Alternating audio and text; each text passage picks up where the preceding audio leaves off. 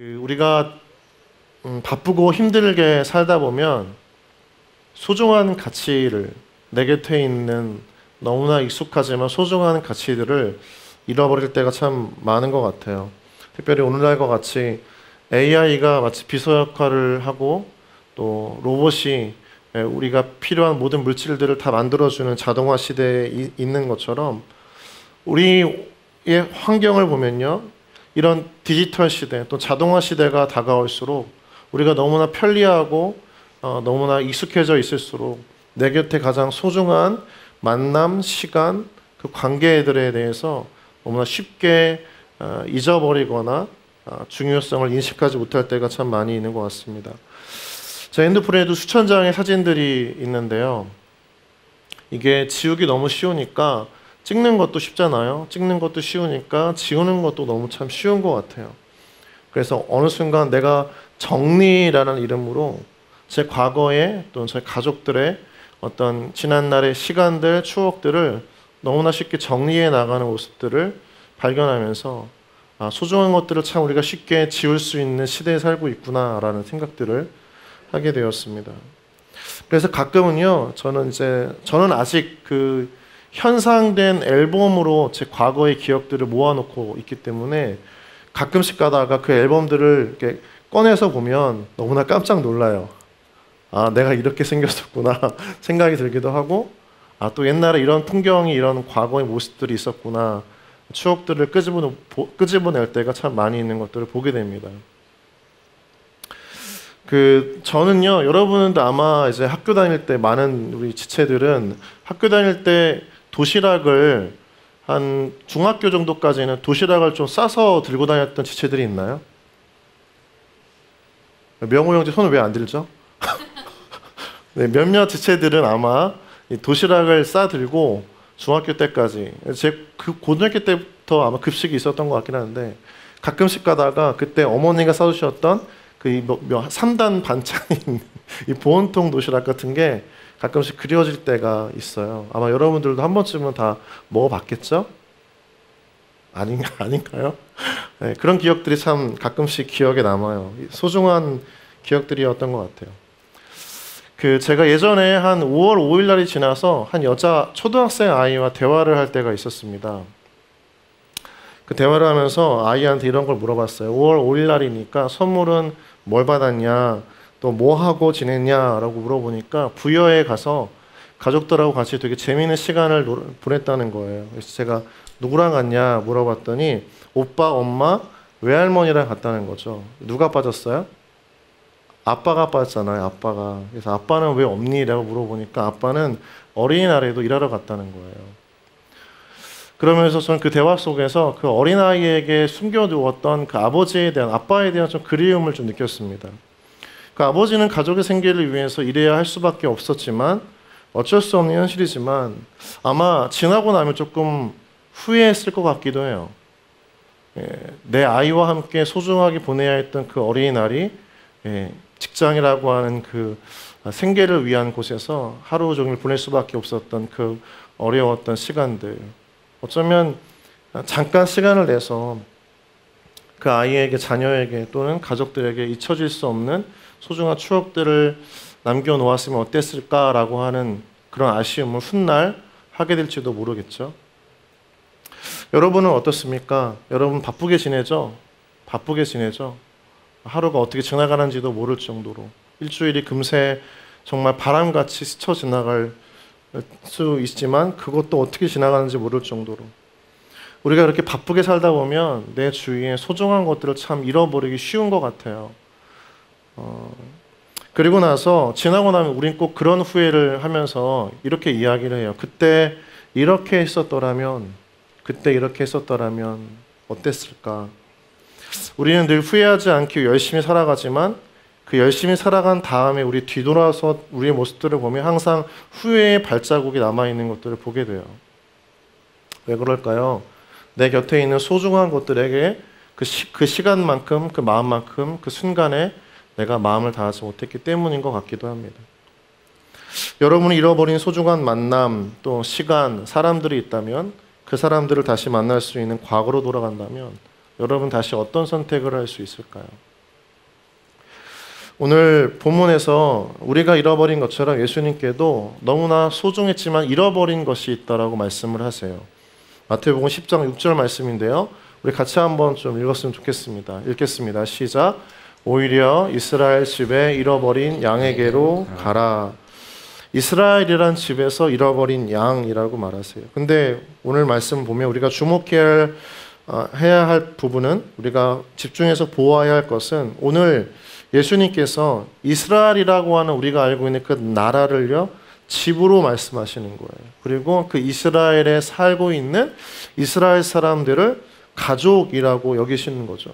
이스라엘이라고 하는 나라, 민족 개념이 아니라 그것을 가정 또는 가족이라고 하는 개념으로 예수님께서 표현하고 계시잖아요. 그래서 거기 안에 살고 있는 사람들은 곧 누가 되는 겁니까?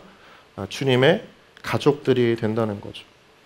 이 말씀을 보면 이런 마음이 좀 느껴졌어요. 예수님의 마음에는 이스라엘에 있는 이 많은 사람들을 자신의 가족으로 여기는 그런 애틋한 사랑이 있었구나. 우리가 머리로 이해가 안 되죠. 우리가 대한민국 땅에 같이 살고 있다고 해가지고 여러분들 우리가 서로를 가족으로 여기는 건 아니지 않습니까? 같은 목포에 살고 있다고 해가지고 같은 청년이라고 해서 우리가 그 사람을 정말 내 가족이라고 여기진 않잖아요. 그런데 예수님은요, 같은 공간에 살고 있는 걸 떠나서 주님의 그 나라 안에 속해져 있는 이스라엘 사람들 모두를 다 주님의 가족으로 받아들이셨어요. 받아들이는 개념입니다. 어쩔 수 없이 묶여진 개념이 아니라 예수님의 마음에는 이스라엘 모든 사람들을 자신의 가족으로 받아들이시는 그런 사랑이 있었던 거죠. 우리가 머리로는 이해할 수 없지만 예수님을 믿고 그분의 가족이 되고 영접하게 되어질 때 우리도 또한 훗날 고백하게 되어지는 그 믿음의 고백이죠. 그런데 오늘 예수님은요, 그 잃어버린 이스라엘의 그 공동체 안에 가족을 잃어버렸다고 말씀하세요. 그것이 오늘 본문에 숨겨져 있는 예수님의 마음입니다. 내게는 잃어버린 가족이 있다. 내게는 잃어버린 가족이 있다. 여러분 혹시 여기서 그 가족을 잃어버렸던 경험이 있는 분 있나요? 가족을. 아니면 내가 좀 잃어버림을 당했다라거나 있어요 혹시? 어릴 적에 이런 경험 한 번도 없으세요? 네, 역시 여러분 명절 별로 기분이 안 좋았군요. 저에게는요 1살 어린 여동생이 있습니다. 이번 명절에도 그 동생을 만나고 왔어요. 1살 어려서 연년생입니다. 그래서 생일도 같은 9월 달이에요. 여러분 연년생 남매가 어떻게 싸우는지 못 봤죠? 연년생 남매는 정말 치고받고 치열하게 싸워요. 비록 여자이긴 하지만 정말 지금도 후회될 때, 옛날에 막 제가 막 주먹을 했던 막 이런, 믿기지가 않죠 여러분. 제가 주먹질했다는 게 중학교 때까지 정말 이렇게 치고받고 싸웠어요. 그만큼 제 동생이 힘이 셌어요. 제가 정말 셌어요. 그래서 그렇게 싸우고 한 동생이지만 한 20살, 그러니까 20살 넘어가면서부터 좀 서로에게 애틋한 마음들이 있었던 것 같아요. 가끔씩 제가 신대원에 다닐 때 제가 이제 돈이 없으니까 가끔씩 그 동생이 일을 했었거든요. 용돈도 쥐어주면서 가끔씩 명절에는 둘이서 같이 좀, 지금 생각해보면 조금 닭살 돋지만 팔짱 끼고 막 영화관도 가고 그랬거든요. 왜 그랬지는 잘 모르겠어요. 왜 그랬지? 그런데 그 제 동생이 그 제 어머니한테 들었던 이야기인데 4살인가 5살 때쯤에 제가 저희 고향이 사실은 이 서울이 아니고 서울에 이사 와서 고향으로 내려갈 때는 그 명절쯤에는 저희가 보통 이용했던 그 교통수단이 자동차는 아니고요. 그 여러분 그 고속버스 아시죠? 네, 그래서 서울에서는 강남 고속버스 터미널에 가면 저희 가족이 타고 가는 호남으로 가는 버스가 있습니다. 제 고향이 이제 김제거든요. 그런데 그 고속버스 터미널에 추석 명절 때는 그러니까 1980년도 후반이었던 것 같아요. 어머니 그 이야기를 하시며 들어보면 얼마나 많은 사람들이 모여들었는지. 여러분 무궁화호 타보셨어요? 많이 타봤네요. 무궁화호 타면은 정말 빽빽하게 일어서서 몇 시간씩 가잖아요. 그만큼 수많은 인파가 그 버스 터미널에 모여들어서 정말 막 그냥 그냥 막 어디 내가 어떻게 가는지도 모를 정도로 막 사람들이 이끌려가는 데를 가거든요. 그때 제 동생이 어머니를 붙잡고 있었는데 그 손이 어쩔 수 없이 자기도 모르는 사이에 이렇게 떨어지게 된 거예요. 손을 놓치고 만 거죠. 근데 어머니도 부모님도 그 당시에는 너무나 막 이렇게 혼잡스럽고 막 너무 이렇게 주위 사람들에게 둘러싸여져 있다 보니까 본인의 그 딸이었던 제 여동생을 붙잡고 있는지 없는지도 모르는 사이에 허둥지둥 하다가 잃어버린 걸 알고 그때부터 막 얼마나 막 사방을 뛰어다니면서 그 아이를 찾았는지. 어머니 아버지는 정말 정신을 잃어버렸고 제 동생도 아마 그때 순간만큼 평생에 잊을 수 없는 공포감을 이제 느끼고 있었을 겁니다. 전 뭘 하고 있었을까요? 저는 그냥 서 있었습니다. 아무것도 몰라서 무슨 일이 벌어지는지 모를 정도로. 그렇게 잃어버렸던 동생을 이제 어렵게 찾아서 지금도 저희 가족이 잘 지내고 있다는 아주 훈훈한 해피엔딩의 사건들이 있어요. 그때 부모님 마음은 어땠을까요? 잃어버렸던 그 딸, 애지중지 키웠던 그 너무나 귀여웠던 사랑스러웠던 딸을 잃어버린 경험들.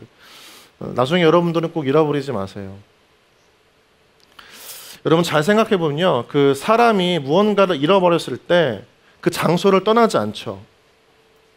사람은 무언가 자기가 소중하게 여기는 것을 잃어버린 그 장소를 계속 맴도는 것들을 보게 됩니다. 여러분이 아이폰, 아이팟, 아이패드를 잃어버린 그 장소를 떠나지 않고 뱅뱅뱅 이렇게 도는 것처럼 저희 부모님도 그 딸아이 잃어버린 장소를 수시간 동안 계속 돌면서 찾아다니기도 했고요. 오늘 말씀을 보면 바로 예수님도 자신이 잃어버린 양이라고 표현했던, 잃어버린 사람들이라고 표현했던 그 이스라엘을 떠나지 않고 오셨어요. 그런데 오늘 보면 잃어버린 양, 잃어버린 사람들을 찾으러 가야 했지만 예수님의 마음과 정다르게 제자들의 마음은 달랐어요. 이걸 보고 좀 마음에 큰 충격을 느끼게 되었는데 마태복음 10장 5절 말씀 같이 한번 좀 읽어볼까요? 10장 5절 시작. 예수님께서 이 12를 내보내시며 명하여 이르시되 이방인의 길로도 가지 말고 사마리아인의 고래도 들어가지 말고. 잃어버린 가족은 이스라엘에 있는데 제자들이 어디로 갈까봐 주님은 걱정하셨죠? 이방인의 길이라던가 사마리아인의 고을에 갈까봐 예수님은 걱정하셨어요. 그리고 제자들에게 말씀하신 거예요. 거기로 가지 말아라 이렇게 이야기를 하신 거죠. 왜 이렇게 이야기를 하셨을까요? 예수님의 제자들은 예수님과는 달리 잃어버린 양이 누구인지, 잃어버린 사람들이 누구 있는지, 그들이 어디에 있는지는 전혀 몰랐던 거예요.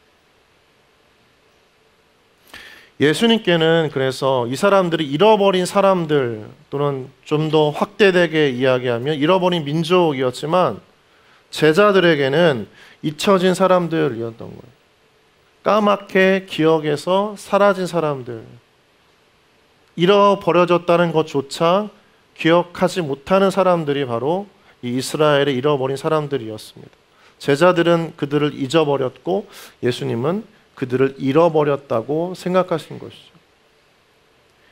주님은 잃어버린 사람들이 있고 우리가 잊어버린 사람들이 있는 것입니다. 예수님을 보면요, 예수님은요 잃어버린 그 사람들을 잊을 수가 없었던 거예요. 여러분, 우리는 눈에 보이지 않으면, 만나지 않으면 우리의 기억 속에서 누군가를 지워가는 것 같아요. 내 눈앞에 있는 사람이 중요하고 내가 만나는 이 사람이 지금 중요하기 때문이에요. 내가 꼭 기억해야 할 필요가 있는 사람들, 나에게 위안과 힘을 주고 내게 의미가 있는 사람들을 기억합니다. 우리는 그래요. 적어도 나한테 어떤 중요한 의미가 있거나 필요한 사람들은 기억해요. 필요가 없는 사람들은 그 이름도, 그 사람의 성품도, 그 사람의 신앙도, 어떠한 삶을 살고 있는지도 공동체 안에 있지만 또는 그 밖에 있지만 기억하고 싶지 않아 해요. 우리의 머릿속은 그래요. 그런데 언제나 주님의 기억 속에는 주님이 필요한 사람들을 기억하세요. 그러니까 예수님이 필요한 사람들을 기억한다는 말이 아니라 예수님이 누군가에게 필요하다면 그 사람들을 꼭 기억하시는 것이 예수님의 방법입니다. 그 이유를 말해주고 있어요. 우리 마태복음 9장 36절 말씀 한번 같이 읽어볼까요? 시작. 무리를 보시고 불쌍히 여기시니 이는 그들이 목자 없는 양과 같이 고생하며 기진함이라. 예수님이 보세요. 무리를 보신다. 여기서의 보는 사람은 예수님입니다. 그리고 그들을 보시고 불쌍히 여기세요. 그걸 끝나지 않고 그들이 왜 불쌍한지를 예수님께서 천천히 살펴보세요. 그들이 목자 없는 양과 같이 고생하며 기진함이라. 몸이 그랬다는 게 아니고요, 육체적인 컨디션이 그랬다는 게 아니라 그들의 마음이 그랬다는 거예요. 다른 말로 하면 정말 방황하고 기진하고 고생할 정도로 삶의 의미와 기쁨과 아무런 목적 없이 그저 인생에서 끌려다니는 대로 살아가는 사람들, 그래서 꼭 주님을 만나야 할 사람들, 꼭 예수님이 꼭 필요한 사람들을 예수님은 기억하신다는 거예요. 다른 말로 하면 내가 꼭 섬겨야 할 사람, 내가 꼭 만나야 할 사람, 내가 누군가에게 꼭 도움이 되어줘야 할 사람들을 주님은 기억하고 계신다는 거예요. 우리는 보통 나에게 필요한 사람을 기억하고 그들을 중요하게 여기고 그들과 만나기를 원하지만 예수님은 주님이 꼭 필요한 사람들, 주님을 꼭 만나야 할 사람들, 주님이 꼭 도움이 되어줘야 할 사람들을 기억하신다는 거예요. 사람이 충격적인 사건을 경험하면 그 기억은 평생이 가는 것처럼 지울 수 없는 아픈 기억이 된다고 합니다. 그래서 예수님은요, 그들을 보시고 충격이었던 거예요. 불쌍히 여기신다라고 하는 것은 이 창자가 막 뒤엉켜질 정도의 큰 고통을 이야기하는 거거든요. 그만큼 큰 충격이었던 거죠. 우리 여기 앉아있는 청년의 그 내면을 들여다보니까, 그 속마음을 살펴보니까 그들이 말하지 않는 인생을 주님께서 보시면서 똑같이 아픔을, 또 고통스러움을, 불쌍히 여기심을 느끼시는 것처럼 그 이스라엘 백성들을 향해서도 잃어버린 사람들에게 주님의 마음은 그런 마음을 느끼셨고, 그래서 그들을 잊을 수가 없었던 것입니다. 아, 그래, 나밖에 없구나, 내가 가야겠구나, 내가 도와줘야겠구나, 내가 그들만은 잊어버리지 말아야겠구나. 제자들은 철저히 잊혀진 그 사람들, 제자들에게 있어서는 잊혀진 사람들이지만 주님은 그들을 기억하고 계셨던 거죠. 그래서 그들을 돕고 싶었고 그들의 목자가 되어주고 싶으셨던 것입니다. 여러분, 우리가 영혼이 병들어 갈수록 소망이 없던 사람들일수록 주님을 만날 때 그 인생에서 진정한 삶의 방향과 삶의 의미를 회복할 줄 믿습니다. 우리의 삶 가운데 빈 공허함이 생길 때마다 그 공허함을 채우는 것은 주님과의 만남임을 믿습니다. 그 만남을 소개하는 사람들이 누구이냐? 바로 우리, 예수님을 만난 우리라는 것이죠. 우리도 예수님처럼 그 사람들을 잊지 말고 기억해야 한다는 것입니다. 제가 2014년에 개봉했던 영화를 봤는데, 예전에 본 영화죠. 근데 아직 잊혀지지 않는 하나의 장면이 있습니다. 이 영화는 이제 국제시장이라고 하는 영화죠. 여러분 다 한 번쯤 보셨을 거예요. 부산 중구에 있는 국제시장의 꽃분이네라는 가게를 배경으로 만들어진 영화입니다. 시간이 흐르고 세월이 흐르면서 상권이 죽고 많은 사람들이 해운대 근처에 새로운 상권으로 옮겨가서 가게를 처분할 때 아들이 아버지에게 제안을 해요. 아버지는 이제 황정민입니다. 돈을 더 벌 수 있는 기회가 있는데 왜 옮기지 않냐라고 이야기하자 아버지였던 황정민은 그 아들에게 불같이 화를 냅니다. 본인도 돈을 따지자면 몇 번이라도 옮겼겠지만 베트남 전쟁에서 장사를 하면서까지 가게를 지켜왔던 이유가 있었다라고 이야기를 하죠. 그 이유는 자신이 어릴 적에 한국전쟁이 일어나고 당시에 원산 흥남 부두에서 구조함에 오르다 잃어버린 여동생과 아버지가 있다는 거예요. 그리고 그 구조함에 어머니와 자신만 타게 되어지고 아버지와 여동생은 남겨져서 그들을 두고 떠나야 할 때, 그때 아버지께서는 멀어져 가는 그 아들 황정민, 덕수 역할을 맡은 이 황정민에게 이런 말을 합니다. 내가 꼭 다시 돌아오지 않겠냐? 부산 국제시장에서 장사하는 꽃분이네 고목가게에서 꼭 만나자. 그 얘기를 하고 가족들은 헤어지게 되는 거죠. 아버지의 이 한마디를 기억하고 오랜 세월이 흐르면서도 잊을 수 없었던, 그러나 잃어버렸던 가족을 만나기 위해서 이 황정민, 덕수는 꽃분이네 가게를 꼭 지켰던 것입니다.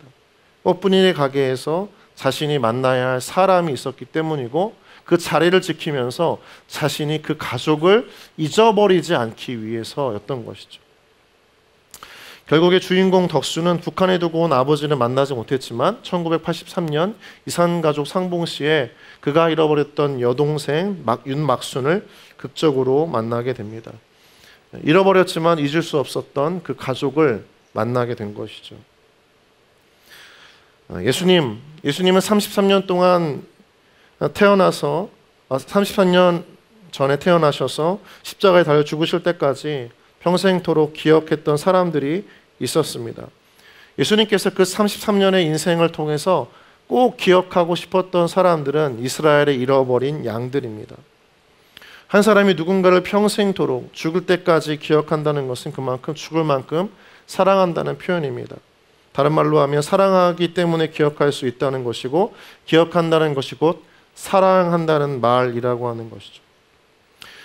여러분, 말씀을 맺으면서 예수님께서 우리에게 잃어버린 가족이 있다라고 다시 한번 본문을 통해서 말씀하고 계세요. 여러분 아마 나랑은 관련이 없는 사람들이라고 이야기할 수 있겠지만, 여러분 정말 주님의 자녀라고 하는, 또 그 자녀가 이루어진 공동체에 대한 마음들이 품고 있다면 적어도 한 번쯤 품을 수 있는 마음일 것입니다. 잃어버린 가족에 대한 마음.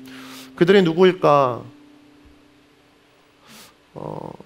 제 노트북에는 저희 청년부 240명의 이름들이 기록된 명단이 있어요. 모두 다 어떤 청년일지는 잘 모릅니다. 제가 만나고 싶지만 거부하는 청년들도 있고요. 만나기로 약속을 했는데 여러 가지 스케줄 때문에 차일피일 미루고 또 틀어지는 약속들도 참 많습니다. 약속이 틀어진다는 건 저한테는 청년을 만날 수 있는 기회가 사라진다는 거예요. 나름 많은 청년들을 만나려고 노력하는데 참 마음이 무거워질 때가 많아요. 그러면서 제가 노력하는 것 한 가지가 뭐냐면, 적어도 그 청년들의 이름은 잊어버리지 말아야겠다라는 생각들을 꼭 합니다. 저도 기억력이 한계가 있기 때문에 제가 만나는 사람은 되게 이름을 잘 기억해요. 그 사람의 신앙, 어떤 고민을 갖고 있는지, 무슨 일을 하는지. 그런데 만나지 못한 사람들은 잘 기억이 안 돼요. 그래서 그 사람의 이름을 더 기억하려고 참 많이 노력하는 것 같아요. 그래서 토요일 예배가 끝나고 다음날 주일 오후가 되면 제가 그 시간 여유가 있거든요. 한 1시간 반, 2시간 정도에. 그럼 책상에 앉아가지고 명단을 싹 봐요. 넘버링이 되어 있어가지고 1번부터 240번까지이지만 그 첫 번째 청년부터 240명 청년까지 이름을 싹 봅니다.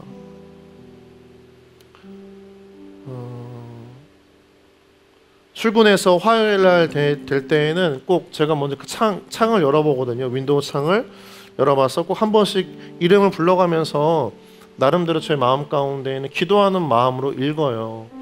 제가 지금까지 사역할 때는 항상 그렇게 했거든요. 제가 청년만이 아니라 교구, 이제 어른들을 섬길 때에도 새벽에 기도할 때 제가 맡았던 교구의 어른들은 약 한 500명이었어요. 500명. 나오시는 분, 안 나오시는 분 다 포함해서 한 500명, 600명 넘어갈 때가 있었는데, 참 신기했던 거는요, 그분들의 이름을 막 불러가면서 제가 그냥 이름만 읽어요. 그래도 1시간, 2시간 가요. 기도하기 되게 쉽죠? 이름만 불러도 기도가 돼요. 근데 그 이름을 불러가면서 기도를 할 때 하나님께서 저한테 그런 막 마음을 주세요. 그 사람에 대한 특별한 마음을 막 이렇게 주실 때가 있더라고요. 그래서 그런 것들이 잊혀지지 않아서 저는 항상 그런 생각을 해요. 내가 이 청년을 만나러 가지 못할 때에도 성령님, 주님께서 대신 찾아가 주셔서 그 청년을, 그 성도를 만나 주십시오.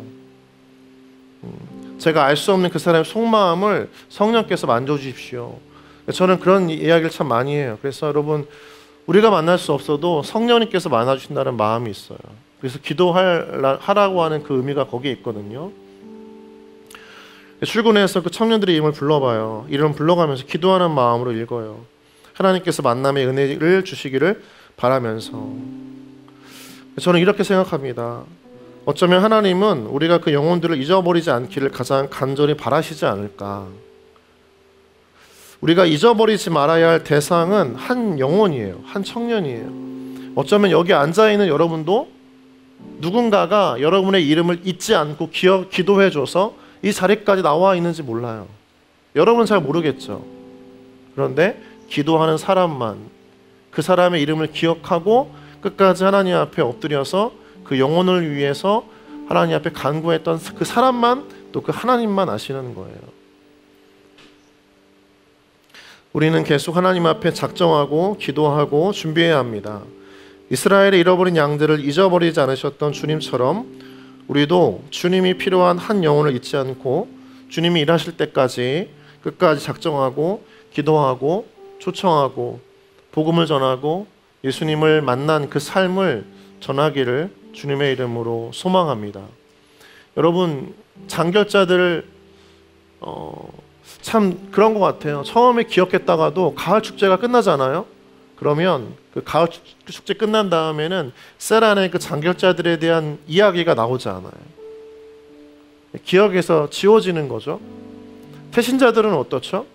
여러분, 봄 축제, 가을 축제 때 막 기록하고 작정하고 기도해요. 그리고 행사가 끝나요. 여러분, 그 다음에도 그 마음을 담아서 계속 기도합니까? 우리는 잊히는 거에 대해서, 지우는 거에 대해서 너무나 쉽게 생각해요. 하나님은 기억하세요. 그리고 우리한테 말씀하시는 거예요. 우리가 같이 그 사람을 위해서 기억해주고 기도해주기를 바라신다는 겁니다. 제 책상에는 아직도, 제 컴퓨터에는 아직도 지난 봄 오쇼 때 작정했던 태신자 장결자 명단이 있어요. 가끔 봐요. 여러분 보세요. 기억하세요? 여러분 적어도 어쨌든 이 자리에 나와 있잖아요. 그렇죠? 여러분, 이 즐거운 한가위 위에 이런 우울한 얘기를 해서 미안합니다. 그런데 어쨌든 우리는 가을 축제 준비 중이니까 한 번쯤 더 기도해 보세요. 기억하세요. 기도의 자리에서 잊지 말아주세요. 다시 한번 하나님께서 우리를 기억하시듯이 여러분도 하나님의 그 마음 안에 있는 한 영혼을 위해서 기도하고 기억하면서 엎드릴 때 성령께서 그 사람에게 찾아가 주셔서 다시 이 은혜와 복음의 자리 가운데로 예수님께로 나아가는 그 발걸음을 옮기게 하실 줄 믿습니다. 아멘이십니까? 네, 기도해 주세요. 기억해 주세요. 그리고 기다려 주세요.